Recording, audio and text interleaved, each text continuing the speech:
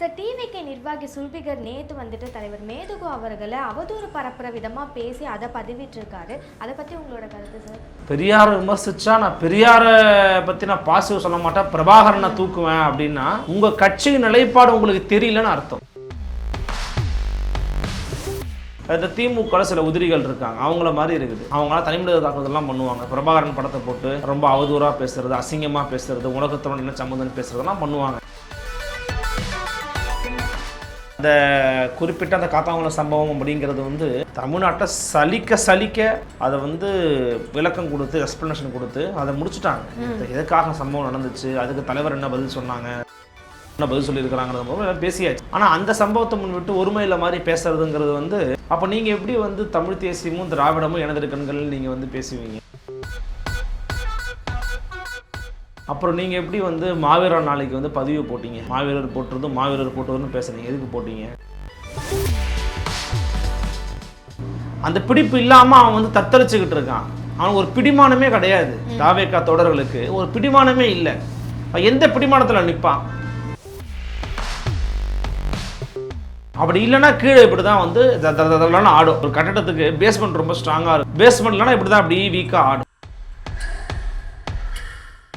Press வந்துட்டு ஒரு மைக்கை நீட்டினாலே அதுக்கு பயந்து ஒளிஞ்சிக்கிற அங்கேருந்து அப்படியே கிளம்பி போயிடுற விஜய் அவர்களை தலைவராக வச்சிருக்க இந்த தொண்டர்கள் வந்துட்டு மேதகுவை பற்றி பேசுறதுக்கு எந்த ஒரு அருகதையும் இல்லை அப்படின்னு சொல்லி மக்கள் இப்போ அவங்களோட விமர்சனங்கள் கருத்துக்களை பதிவிட்டு இருக்காங்க சார். இல்லை, அது அப்படிப்பட்ட எதிர்வினைகள் வரத்தானே செய்யும். ஏன்னா நீங்கள் யாரை பற்றி பேசியிருக்கீங்க, அவர் யார், நீங்கள் யார், எப்படிங்கிறதெல்லாம் இருக்குல்ல. இதில் என்னன்னா ஐயா விஜய் அவர்களே ஒரு இடத்துல பேசியிருக்காங்க, எழுதியிருக்கிறாங்கன்னு நினைக்கிறேன். இந்த தாயை போல நேசம் வைத்த பாசத்தலைவனை இழந்த சொந்தங்களுக்கு நாம வந்து நிற்க வேணாமா அப்படின்னு நீங்கள் பேசுறீங்கன்னா உங்கள் கட்சியில் ஒருத்தர் அவர் எதிர்த்து பேசுகிறாரு.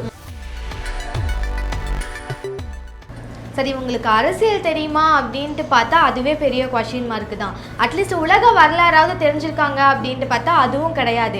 இப்போ இன வரலாறு அப்படின்ற ஒரு விஷயம் இருக்கு, அதுவுமே தெரியாம தான் பண்ணிட்டு இருக்காங்க. இந்த மாதிரி தொண்டர்களை வச்சு டிவிக்கு எப்படி செயல்படும் நினைக்கிறீங்க? இல்லை, அவர் தொடர்ச்சி தன்னுடைய கட்சிக்கு வந்து ஒரு கற்பித்தல் வேலையை பண்ணணுங்க. எஃப்டி பாலிடிக்ஸ் நேயர்களுக்கு வணக்கம். இன்னைக்கு நம்ம கூட ஊடகவியலாளர் அருள்மொழிவர்மன் சார் இருக்கார், அவர் கூட பேசுவோம். வணக்கம் சார். வணக்கம்மா. சார், டிவிகே நிர்வாகி சுல்பிகர் நேற்று வந்துட்டு தலைவர் மேதகு அவர்களை அவதூறு பரப்புற விதமாக பேசி அதை பதிவிட்டிருக்காரு. அதை பற்றி உங்களோட கருத்து சார்? இல்லை, அதான் அந்த கட்சி தோழர்கள் வந்து ஒரு இடத்துல ஒரு திருமுனை கூட்டம் போட்டிருக்கிறாங்கன்னு நினைக்கிறேன், கன்னியாகுமரி மாவட்டத்தில். அப்படி பேசும்போது பெரியார் விமர்சனம் பண்ணிங்கன்னா நாங்கள் பிரபாகரனை விமர்சனம் பண்ணுவோம் அப்படின்னு சொல்லி பேசியிருக்காங்க.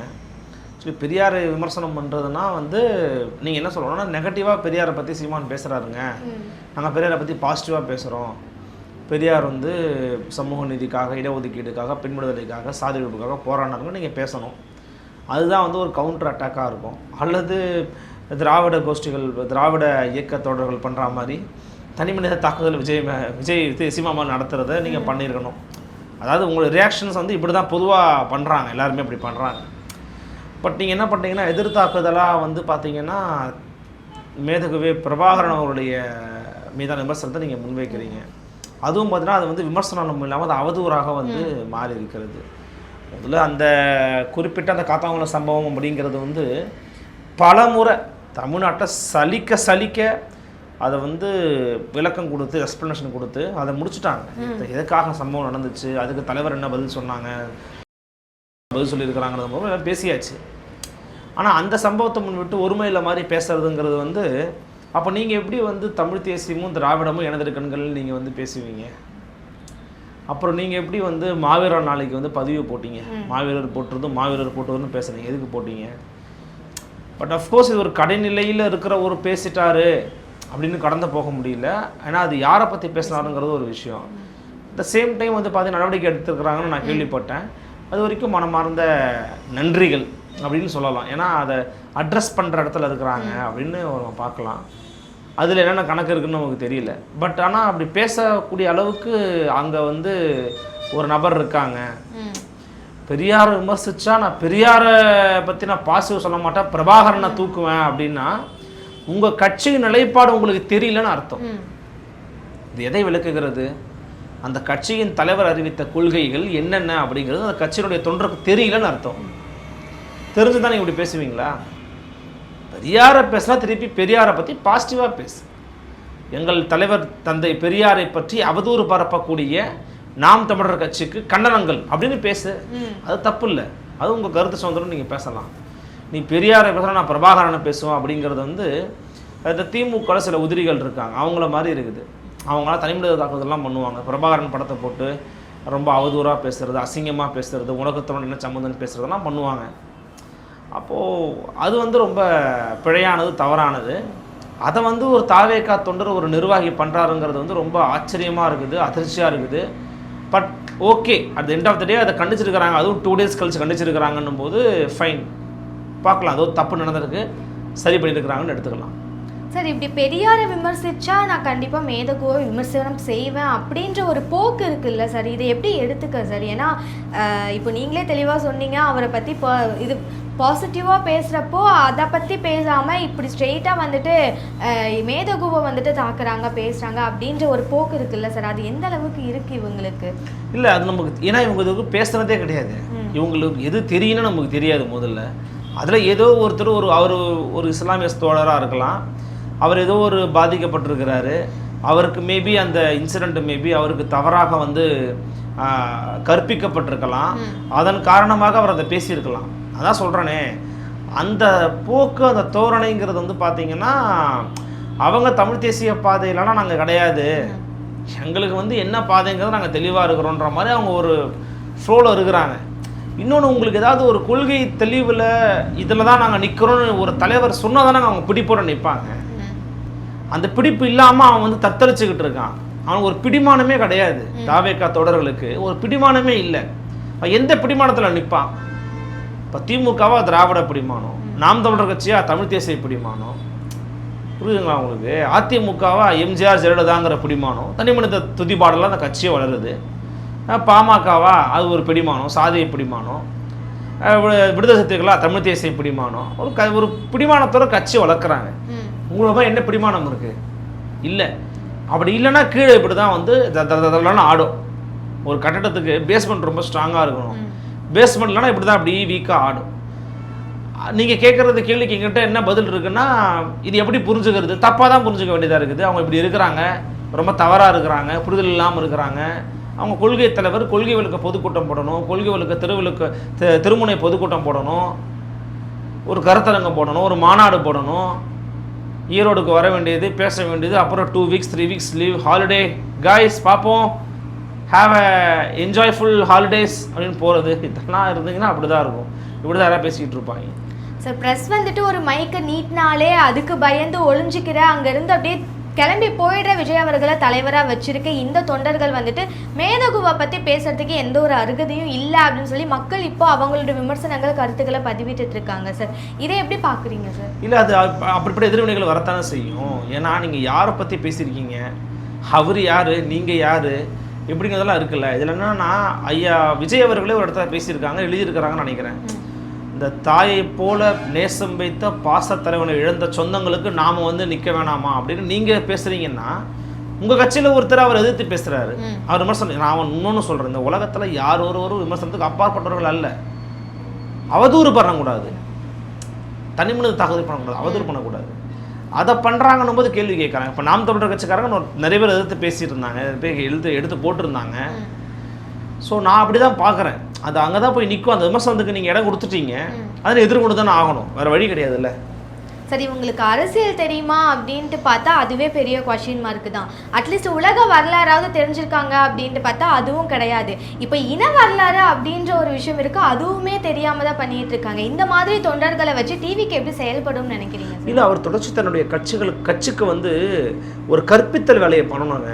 ஒரு மாணவர் பாசறை, ஒரு மாணவர்களுக்குன்னு ஒரு அமைப்பு இருக்கணும் கட்சிக்குள்ளே, இளைஞர்களுக்கு ஒரு அமைப்பு இருக்கணும், பெண்களுக்கு ஒரு அமைப்பு இருக்கணும்.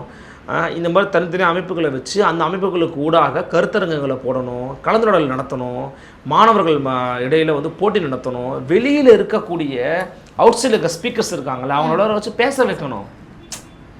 யார் வேண்டான்னு சொன்னது? பெரியார் தானே உங்கள் கொள்கை தலைவர். வீரமணியை கூப்பிடுங்க, சுபவியை கூப்பிடுங்க, வரலாம் ரெண்டாவது விஷயம், கூப்பிடுங்க. குளத்துருமணி நான் கூப்பிடுங்க, விடுதலை கூப்பிடுங்க. வராங்க ரெண்டாவது. நீங்கள் பெரியாரிஸ்ட் தானே, பெரியாரை தானே ஃபாலோ பண்ணுறீங்க, கூப்பிடுங்க. அம்பேத்கரை ஃபாலோ பண்ணுறீங்களா, 4 தலித்து ஆக்டிவிஸ்ட்டுகள் இருப்பாங்க, கூப்பிடுங்க. பேராசிரியர் வரப்போ தமிழ்நாட்டில் கூப்பிட்டு பேச்சு கருத்தரங்கு நடத்துங்க பார்ப்போம். இன்று தமிழ்நாட்டில் வளர்ந்துருக்கக்கூடிய எல்லா இயக்கங்களும் அதை பண்ணியிருக்கிறாங்க, அப்படி பேசி வளர்த்துருக்குறாங்க. கல்வி பிரச்சனை தலைவிரிச்சு ஆடிக்கிட்டு இருக்கு ஆசிரியர்கள் மத்தியில். பேராசிரியர் அவர் நிறைய கல்வியாளர்கள் இருக்கிறாங்க, பேராசிரியர் பெருமக்கள் இருக்காங்க, அவங்களை கூப்பிட்டு பேசுங்க. ஐயா பிரின்ஸ் கஜேந்திரபாபு இருக்கிறார், கூப்பிட்டு பேசுங்க. சூழலியல் பிரச்சனையா பூவுலகம் இருக்காங்க, கூப்பிட்டு பேசுங்க. பரந்தூர் ஏன் வேண்டாம், அவர் கருத்தரங்க போடு, தாவக சம்பளம் போடுங்க.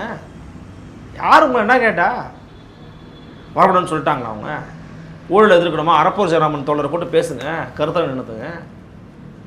இப்போ சிக்கல் என்னன்னா அவங்க கட்சி ஆக்டிவாக இல்லைம்மா. நாம் தமிழர் கட்சியோ திராவிட முன்னேற்ற கழகமோ அல்லது அதிமுகவோ பார்த்தீங்கன்னா அவர் ஆக்டிவான பாலிட்டிக்ஸில் இருக்கிறாங்க. சரியோ தப்போ அதே இந்த கிரவுண்டு. திமுக களத்தில் இருக்குது, அதிமுக களத்தில் இருக்குது. இவ்வளோ வயசாகுது கூட்டணி அமையலன்னு பேசிக்கிட்டு இருந்தாங்க, கலாய்ச்சிக்கிட்டு இருந்தாங்க. இப்போ கூட்டணி அங்கே பில்ட் ஆகிட்டு இருக்கு, இங்கே இருக்கிற கூட்டணி இங்கே டவுன் ஆகிட்டு இருக்கு. பார்த்தீங்களா? திமுகவில் காங்கிரஸ் இருக்குமா இல்லைன்றாங்க, இங்கே போகுது அங்கே போகுது அடித்து மங்கம் மாள்றாங்க. அதை பற்றி ஒருத்தன் பேசலை. ஆனால் இங்கே வந்து டிடிவியா ஓபிஎஸ்ஸா சசிகலாவாலாம் பேசிக்கிட்டு இருந்தாங்க. இப்போ எல்லாம் அந்த பக்கம் வந்துட்டாங்க. கிட்டத்தட்ட ஓரளவு ஃபைனலைஸ் ஆயிடுச்சு, முடிஞ்சு போச்சுங்க கூட்டணியே. வித்தியாசம் பேச மாட்டான். சீமான் களத்தில் கிரவுண்டில் இருக்கிறாரு, பேசுகிறாரு, கொள்றாரு, எல்லாருக்கும் போகிறாரு, மக்களை போய் பார்க்குறாரு, சந்திக்கிறாரு, வராரு, போகிறாரு. நீங்கள் இங்கே இப்போ களத்தில் உங்கள் மக்களை, உங்கள் எண்ணங்களை, உங்களுடைய செயல்பாடுகளை நீங்கள் வந்து திணிக்காமல் விதைக்காமல் கட்சி எப்படி வளர்றது? கஷ்டம். சார், சீமான் அவர்களாக இருக்கட்டும், சாட்டை துரைமுருகனாக இருக்கட்டும், இடும்பாவனம் கார்த்தி அவர்களாக இருக்கட்டும், இவங்க மேலே இருக்க வெறுப்பெல்லாம் அரசியல் மூலியமாக எதிர்கொள்ளாமல் இவங்க அவதூறு மூலியமாக எதிர்கொள்கிறாங்களே சார், இந்த ஒரு நிலை வந்துட்டு சரியா? இது எப்படியே போனால் அது எல்லா பக்கமுமே எல்லாருக்குமே அது தப்பு தான். நாம் தமிழர் கட்சி அவங்க பண்ணாலும் சரி, இவங்க அவங்கள பண்ணாலும் சரி, திமுகவை அவங்க பண்ணாலும் சரி, அவங்க திமுக பண்ணாலும் சரி, தப்பு தான். அதை ரொம்ப கூர்மைப்படுத்த வேண்டிய அவசியமே கிடையாது. எனக்கு தெரிஞ்சு தனி மனித தாக்குதலை ஏன் நடத்துறீங்க? சாட்டை துரைமுருகன் மேலே இவங்க தனி மனித வன்மத்தை கற்கிறது, ஓகேங்களா? அவங்க பேசுறதுனால அவர் ரியாக்ட் பண்ணுறாரு. அப்போ ரெண்டுமே தவறு. ஆனால் ஆரம்பித்து வைக்கிறது யாருன்றதான் நம்ம முதல்ல போய் உள்ளே போய் பார்க்கணும். இந்த பிரச்சனைகள்லாம் நடக்குதா போய் ஆரம்பத்தை யாரும் போய் நம்ம பார்க்கணும், செக் பண்ணணும். அது தேவையில்லாத விமர்சனம் இல்லை. தனி மனித தாக்குதல் வந்து அவசியமற்றது. கொள்கை தாக்குதல் பண்ணுங்க, கோட்பாடு ரீதியாக வைங்க. இது நான் சொல்கிறது சரி, இது தப்புன்னு அதை வச்சு பேசுங்க, பண்ணுங்க. அதை விடுத்துட்டு தனி மனித தாக்குதல் பண்ணிங்கன்னா ஆகாது, செல்லுபடி ஆகாது, மக்கள் மத்தியில் எடுபடாது. அது மக்களே புறக்கணிப்பாங்க உங்களை. எவ்வளோ நாள் பண்ணுவீங்க தனி மனித தாக்குதலை? வேஸ்ட் தான் எனக்கு தெரிஞ்சு. கண்டிப்பாக சார். இன்னும் எலெக்ஷனுக்கு சில மாதம் தான் இருக்குது. இவங்க இப்படியே போனால் எந்த அளவுக்கு ஸ்டாண்டர்டாக நிற்பாங்கன்ற ஒரு விஷயம் தெரியல. நிறைய தகவல் சொல்லியிருக்கீங்க, ரொம்ப நன்றி சார். நன்றிம்மா.